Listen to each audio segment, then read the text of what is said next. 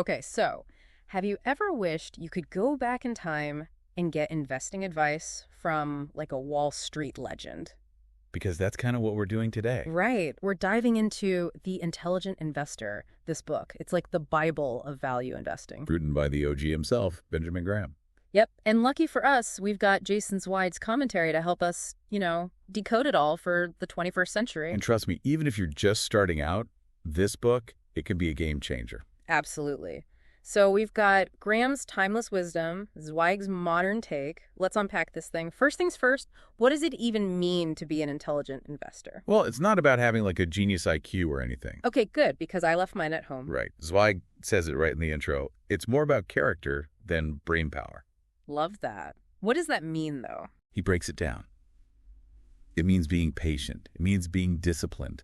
And it means being eager to learn. Okay, so those are qualities anyone can cultivate. I like it. Exactly. And we're going to see how those qualities play out like in every single principle we're going to uncover. Now, Graham, he lived through it all, right? I mean, we're talking market booms, crashes, you name it. He saw those so-called experts, rise and fall with the latest fads. Oh, yeah. Here today, gone tomorrow. But the ones who stuck with Graham's principles, they weathered the storms because they weren't gambling, they were investing.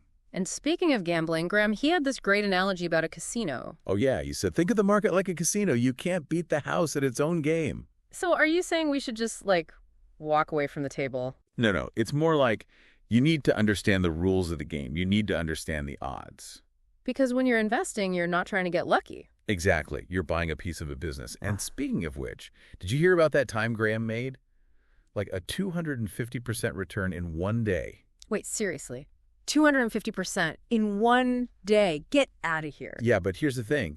A few months later, he'd lost it all. Because he got caught up in the hype, he started speculating, and he broke his own rules. Okay, so maybe not the best idea. Definitely not the best idea. Look, emotions, they can be your worst enemy when it comes to investing. Which is why Graham created this character, Mr. Market. Right. Mr. Market, your super emotional business partner. Some days he's manic, wants to buy you out for way more than your share is worth. And other days he's in the dumps selling you everything for pennies on the dollar. Exactly. And the thing is, Mr. Market, he's always trying to get you to make an emotional decision, a decision you'll regret later. So how do we avoid falling into that trap? I mean, we're not robots. We have emotions. That's what's so brilliant about Graham. He understood human psychology, and he gave us the tools to navigate it. Okay, so now I need to know, what are those tools? How do we outsmart Mr. Market?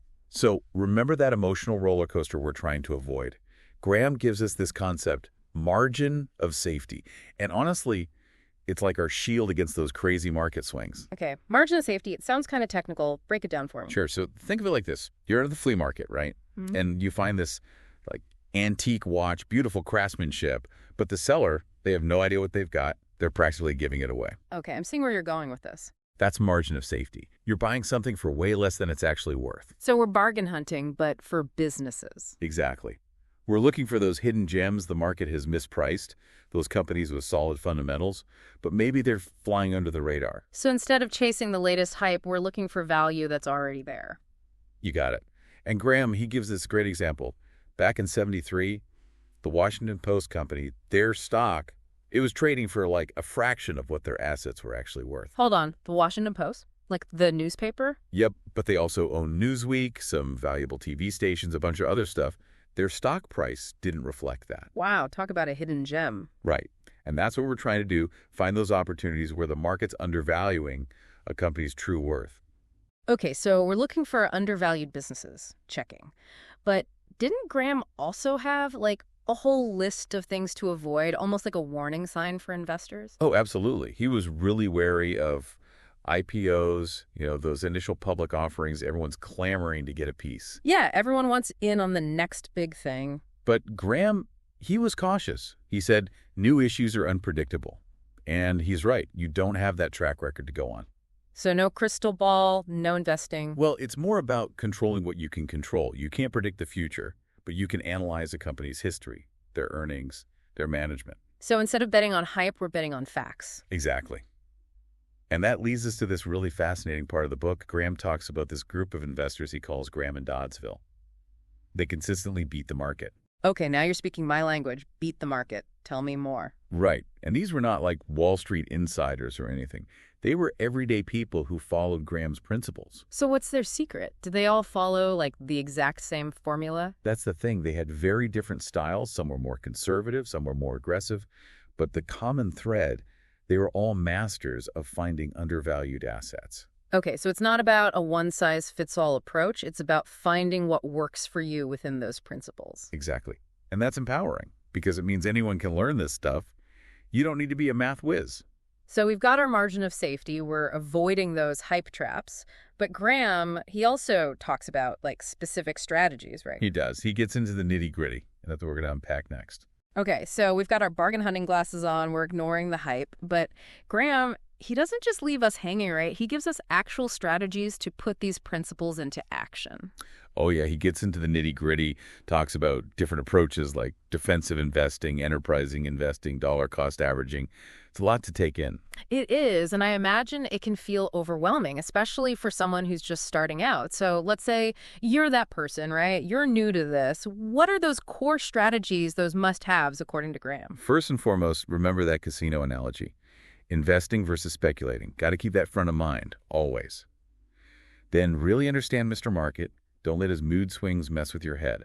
And that margin of safety, think of it like your financial safety net. Okay, so those are like the non-negotiables, the foundation. But then it sounds like Graham, he gets into some pretty specific stuff, right? Like how to analyze a company, how to tell if it's actually a good deal. He does. He gets into the numbers, talks about looking at a company's earnings, their assets, their debt. But here's the key. You're not just looking at those numbers in isolation. You're comparing them to the stock price. Is the market undervaluing this company? Are they overpaying? He even talks about, like, looking for stocks trading below their net working capital. Okay, now you're getting a little too technical for me. Net working capital. What's that all about? Don't worry about the jargon too much. The main idea is you're looking for situations where the market's missing something, where there's hidden value. But Graham, he also understood it's not just about the numbers. He talks about the importance of qualitative factors, things you can't always quantify. Like what? Give me an example. Like the quality of the management team. Are they competent? Are they ethical? Or the company's competitive advantage, what he called a durable moat. Can they fend off competitors? Do they have something unique to offer?